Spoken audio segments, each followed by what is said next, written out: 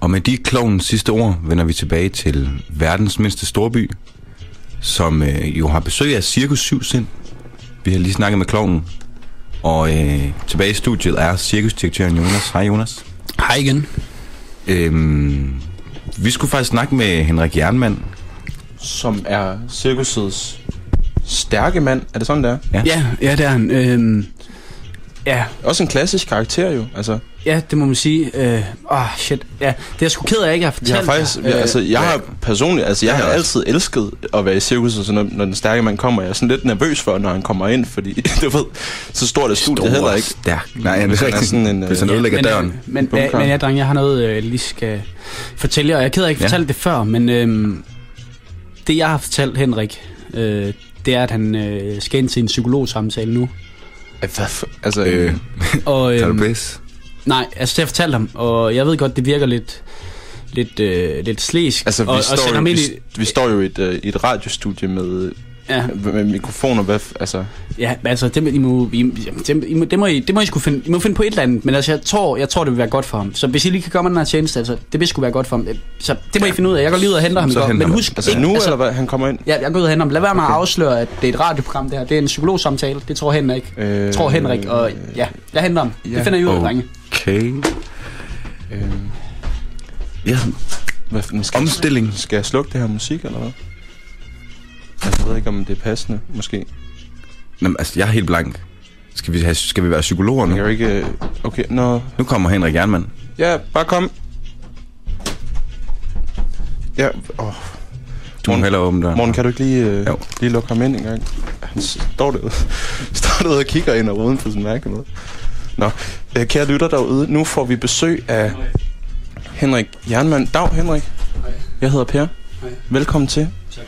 Du kan bare tage plads lige her. Tak. Og det kan være, du synes, det er lidt underligt, at vi står her med... Ja, den skal du bare... Bare tage den på hovedet. Skal jeg det med på? Ja, bare til høretelefonerne. Ja, bare tage den på. Altså, du roligt. skal ikke tage dig det, fordi vi optager det. Der er ikke andre end os tre, der kommer til at høre det her. Det er bare sådan, vi kan evaluere bagefter og sådan, lige høre igennem os og se, hvordan det gik og sådan, du ved. Det er bare helt det her, roligt. og det musik, du kan høre, det er egentlig også bare for at berolige dig, hvis du undervejs kommer til at føle, at... Altså, hvis du føler et ubehag ved det, det er jo meningen, at som Jonas lige fortalte dig før, at det er jo meningen, at vi skal snakke lidt med dig nu her jo. Ja, okay. Omkring, hvorfor... Ved du, hvorfor Jonas han har taget dig med til den her samtale i dag? Ja, altså det tror jeg godt, jeg ved. Men jeg har ikke lyst til at snakke om det. Okay, jamen altså, det skal du også bare helt selv styre. Men du skal tænke på, at det er... Vi dømmer ikke nogen her. Det er helt stille og roligt. Vi optager selvfølgelig kun, så vi kan lytte det igennem bagefter. Ja. Henrik, kan du prøve at fortælle os lidt om... Altså, du er jo den stærke mand her i Jonas' cirkus her. Altså, hvad har du altid været sådan en bumstærk fyr, eller hvordan? Du har nogle virkelig flotte muskler i hvert fald. Jamen, altså, det ved jeg ikke engang, om det er et kompliment længere. Altså, på ydersiden er jeg... Jo, du er den stærke mand. Hvad siger du, Morten? Det er der nogle... Jo, det er nogle ordentlige muskler, du har kørende der. Ja, men altså, det er jo bare mit ydre. Okay. Hvad med dit indre, Henrik? Jamen, det er jo en anden sag, men altså, jeg har jo altid været det, jeg er. Og altså, jeg har vendet mig til det her. Jeg har vendet mig til misforståelsen. Ja. Men hvis vi skal prøve, altså nu ved jeg ikke, kan du prøve at fortælle mig og Morten, hvordan du egentlig er vokset op? Altså, hvor kommer du egentlig fra, Henrik? Jamen, jeg er oprindeligt fra Norge. Fra Norge? Ja, og det kan man ikke høre, fordi at jeg har rejst rundt med det her cirkus i meget lang tid. Men altså, jeg voksede op i en forstad til en by i Norge, der hedder Stavanger. Ja, det kender jeg godt i hvert fald. Der har jeg da været op et par gange. Der boede du med din far og din mor? Ja, det gjorde jeg. Hvordan var din opvækst, Henrik? Altså, en rimelig ung alder, der fandt jeg ud af, at jeg ikke var det, som i hvert fald min far han gerne vil have mig til at være. Og ja. Hvad ville din far gerne have dig til at være? Men han vil gerne have mig til at være det jeg er på ydersiden. Den stærke mand. Men inderst inde, så er jeg nok noget helt andet. Altså, det kan være, at jeg burde have været ballerina i det her cirkus. Undskyld, det var ikke... nu må du ikke sidde og blive urolig, vel, Henrik? Jamen, det er som sagt rammer, det her. Kun os 3, der kan høre det her. Du skal ikke være nervøs overhovedet. Du har simpelthen... du føler, at du har noget kvindeligt i dig, eller hvordan? Ja, altså, det kan man godt sige. Okay. Så jeg kan huske, at en gang nogle gange så fik jeg tidlig fri fra skole, før mine forældre de fik fri fra arbejde, og jeg ved ikke, hvor den trang den kom fra, men jeg følte en trang til at løbe hjem, og så tog jeg min mors kjoler på og stod foran spejlet. Og det altså, jeg synes, jeg så en mere korrekt spejlbillede af mig selv. Har din far nogensinde set det?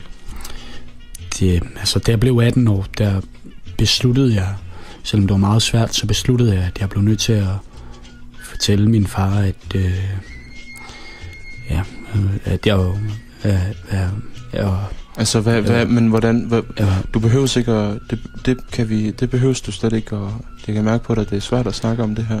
Ja, hvordan kom din fars fred til? Jeg fortalte ham, hvem jeg var, og han kiggede på mig, han kiggede mig i øjnene i lang tid. Og jeg kunne se, at hans blik, hans blik var fuld af afsky. Og så stak han mig en lussing, som han havde gjort så mange andre gange før. Og så sagde han, at jeg ikke var hans søn. Okay. Det må da også have været forfærdeligt at høre. Ja. Er det stadig noget, der sidder dybt i dig, eller hvordan? Ja. Eller har du... Ja. Tænker du nogensinde stadig på din far? Jeg tænker, ja, fordi at det jeg så gjorde, det var, at jeg pakkede en taske og sagde farvel til min mor. Og det var også hårdt for mig at sige farvel til min mor, og så gik jeg ned på den lokale havn, og så fandt jeg en skipper dernede og fik overtalt ham til, at jeg må komme med ombord som sømand. Og det jeg kom ind til i det her sømandsmiljø, det var jo bare en masse, eller for størstedelen af dem var bare en masse kloner af min far. Det var igen et hårdt mandsdomineret miljø, og det kunne jeg ikke passe ind i. Men Henrik, så der følte du heller ikke, at der var plads til at udfolde dig, eller hvad? Nej, jeg følte ikke, at jeg kunne stå frem med, hvad jeg virkelig var. Hvordan endte du så med at være stærk mand i cirkus? Efter nogle hårde... jeg tror, det var et års tid. Jeg sejlede rundt efter et meget hårdt år, så flygtede jeg fra skibet, mens vi lagde til land. Så, var der nogle episoder der, som gjorde, at du ikke kunne mere? Det har jeg ikke lyst til at snakke om. Men jeg flygtede fra skibet, og så satte jeg mig ned på en lokal knejpe, fordi jeg blev nødt til at have et eller andet i svælget. Jeg skulle dulme den her traume med et eller andet, og så dernede der mødte jeg en mand, der hedder Jonas, som snakkede om, at han gerne ville starte et cirkus, så han sagde, at han gerne ville have mig til at være en stærk mand. Men blev du stødt over, at Jonas han kiggede på dig og så en stærk mand? Fordi når jeg kigger på dig, Henrik, så ser jeg jo også en stærk mand. Men nu kan jeg godt mærke på dig, at der er meget mere bag det her. Er det noget, du har du lært? Altså nu kan jeg ikke helt lige finde ud af, hvad det egentlig er, der foregik eller er foregået. Det er lidt uklart, må jeg ændre, men er det noget, du har lært at acceptere, det som du nu føler, du i virkeligheden er? Jeg har ikke lyst.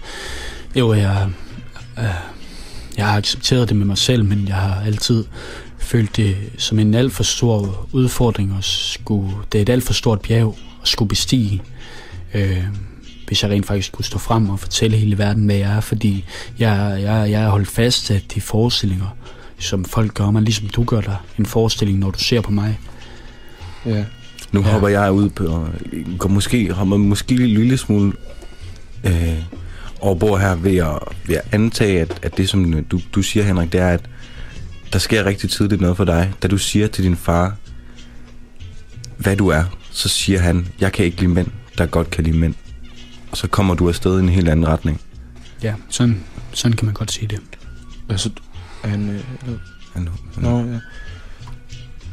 ja. Men det du er nu, det selvfølgelig, så, det skal man jo. Det er, her kan du komme ud med det, og her kan du... Det har tryghedsrammer her ved os. Her kan du... Jeg håber, at du kan tage lidt vand her, hvis du har brug for noget. Ja. Men jeg tænkte på, om... Altså, det er jo en rigtig... jeg ved ikke, om jeg skal kalde det en tragisk historie. Nu er du stærk mand i cirkus, hvor folk hver eneste dag også ser den stærke mand.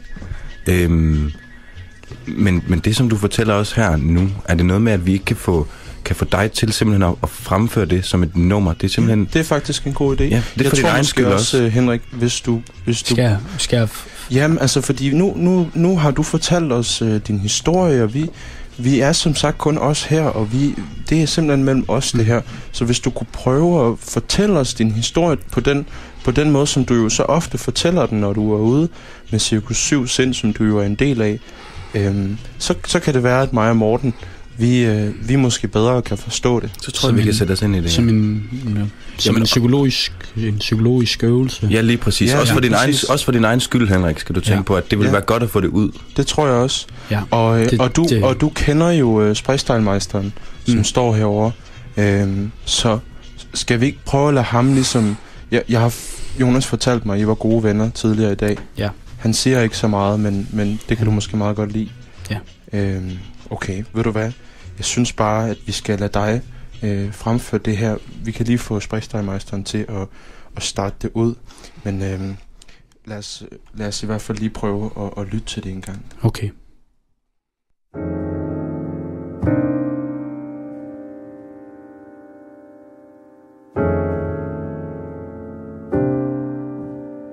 Han kom til verden på stuegulvet i et lille bindingsværk i det kolde nord. Mellem stuens 4 vægge blandede drengens skrigende velkomst sig med den samme lyd, som hans mor mente at have hørt på natten for hans undfangelse. Lyden af 1000 hviskende stemmer, der nærmest messede hans requiem i mol, som lagde de allerede dengang billet ind på hans sjæledød. Stemmerne forstummede, men svingede i tons tungt pendul fra væg til væg, fra verdenshav til verdenshav, som et sagte, men evigt ekko, der altid kunne høres i luften omkring drengen, når der blev helt stille.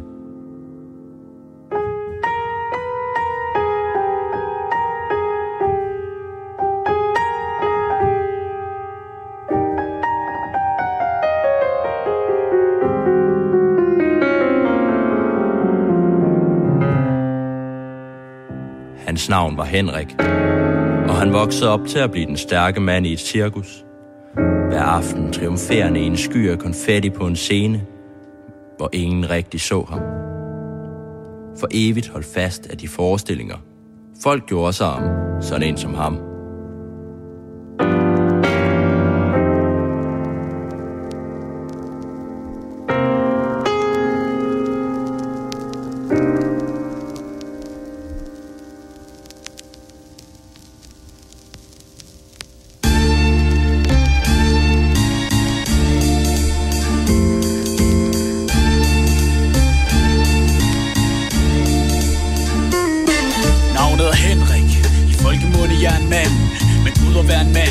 Hvordan jeg om natten følge smerten på min krop, så jeg kunne lære at tage den. Her for fanden, det er min historie, min evig dag uden sol. Jeg fra den gamle sko, dengang hvor fødderne slog, og møder græd i det stille nu, lille du, hvor synger en visselue.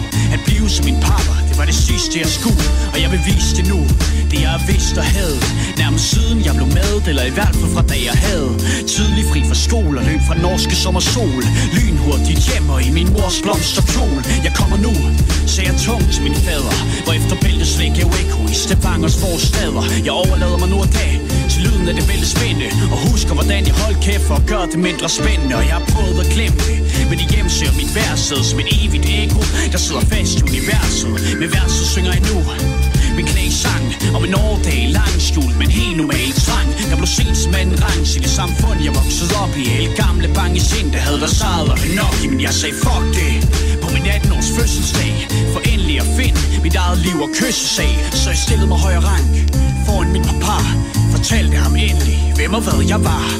Han kiggede mig i øjnene, mens jeg bad en stille bøn, stak mig en lussing og sagde, du er ikke min søn. Hvorhen jeg går, det med tonstunge tasker, fyldt med mine laster, rammer sten hver gang jeg kaster mit anker. For disse budsforladte master var en simpel misforståelse i en verden af kasser.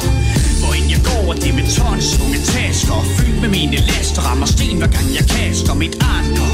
For disse budsforladte master var en simpel misforståelse i en verden af kasser. Vendte ryggen til det fjols, der så mig som en fejl, for han vil aldrig kunne se, hvad jeg ser i mit spejl. Mens han satte sig tavs ned og fandt bunden af en flaske, gik jeg ind på mit værelse og pakkede min taske. Kyssede min mor farvel for evigt og skyndte mig ud. Hendes tårer tynger stadig og belyser min hud. Ingen gud, ingen mor, var mig selv og mine ord fik overtale lokale skiber til at tage mig med ombord på en båd af unge kloner af min stykkefar. Der er ingen lykkebar ved deres egen ting at flygte fra.